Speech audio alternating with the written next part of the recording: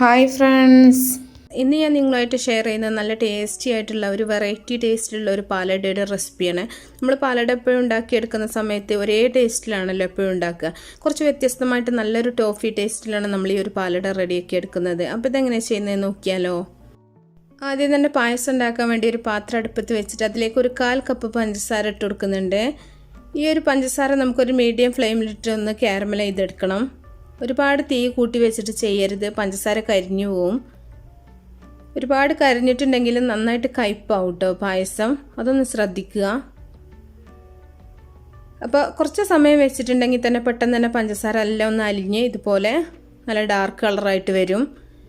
ഈ ഒരു സമയത്ത് നമുക്കിതിലേക്ക് ഒരു 1/4 കപ്പ് കണ്ടൻസ്ഡ് മിൽക്കും കൂടെ ഒഴിച്ചു കൊടുക്കാം. കണ്ടൻസ്ഡ് മിൽക്കും കൂടെ ഒഴിച്ചിട്ട് നന്നായിട്ടൊന്ന് ഇളക്കി മിക്സ് ചെയ്യാം. ഇങ്ങനെ ചെയ്യുമ്പോഴാണ് ടോഫിയുടെ ആ ഒരു ടേസ്റ്റും അതുപോലെ തന്നെ നല്ലൊരു സ്മെല്ലും നമ്മുടെ പായസത്തിനുണ്ടാവും. അപ്പോൾ നിങ്ങൾക്ക് കൂടുതൽ വേണമെന്നുണ്ടെങ്കിൽ കൂടുതലായിട്ട് പഞ്ചസാര കാരമൽ ചെയ്തിട്ട് കണ്ടൻസ്ഡ് മിൽക്ക് ചേർത്ത് കൊടുത്താൽ മതി. അതൊക്കെ ഓരോരുത്തരും ഇഷ്ടം പോലെ ചെയ്യാം.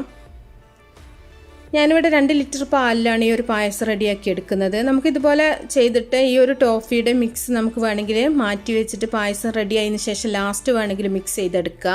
ഞാനിപ്പോൾ കുറച്ചും കൂടെ ഈസിക്ക് വേണ്ടിയിട്ട് ഇതിലേക്ക് തന്നെ പാൽ ഒഴിച്ച് കൊടുക്കുകയാണ് ചെയ്യുന്നത് കേട്ടോ. അപ്പോൾ നിങ്ങൾ വീട്ടിൽ ചെയ്യുന്ന സമയത്ത് നിങ്ങളുടെ ഇഷ്ടം പോലെ ലാസ്റ്റാണ് നിങ്ങൾക്കത് ചേർത്ത് കൊടുക്കേണ്ടതുണ്ടെങ്കിൽ ലാസ്റ്റ് ചേർത്താൽ മതി. അത് ഓരോരുത്തരുടെ സൗകര്യം പോലെ ചെയ്യാം. അപ്പോൾ നന്നായിട്ടൊന്ന് ഇളക്കി മിക്സ് ചെയ്തതിന് ശേഷം നമ്മളിതിലേക്ക് പാല് കുറേശ്ശെ ഒഴിച്ചിട്ടൊന്ന് മിക്സ് ചെയ്തെടുക്കുക.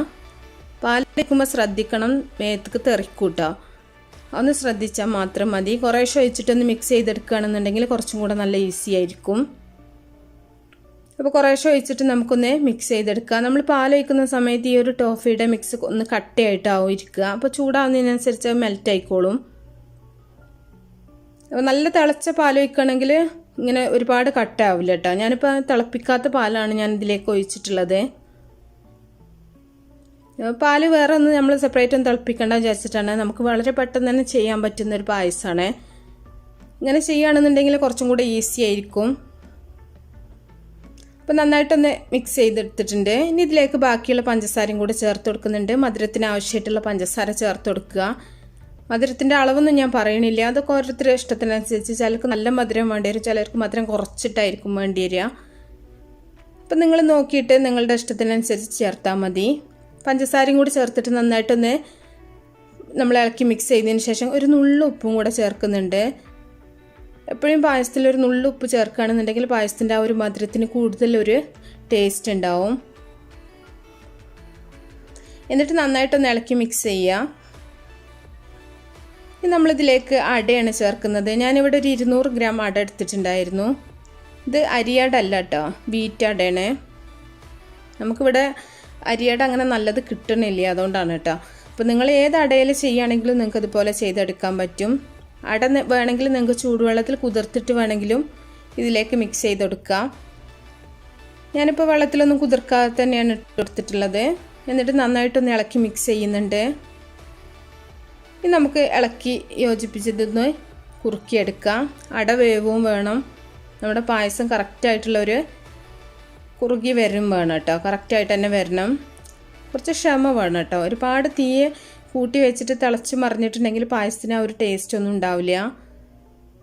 അപ്പോൾ ചിലർ ഈ ഒരു പിങ്ക് പാലടയൊക്കെ റെഡിയാക്കി എടുക്കാൻ വേണ്ടിയിട്ട് കുക്കറിലൊക്കെ പായസം ഉണ്ടാക്കിയെടുക്കാറുണ്ട്. പാലൊക്കെ കുക്കറിൽ വേവിച്ചിട്ട് ഒരു പിങ്ക് കളറാക്കിയിട്ടൊക്കെ പായസം ഉണ്ടാക്കിയെടുക്കാറുണ്ട്.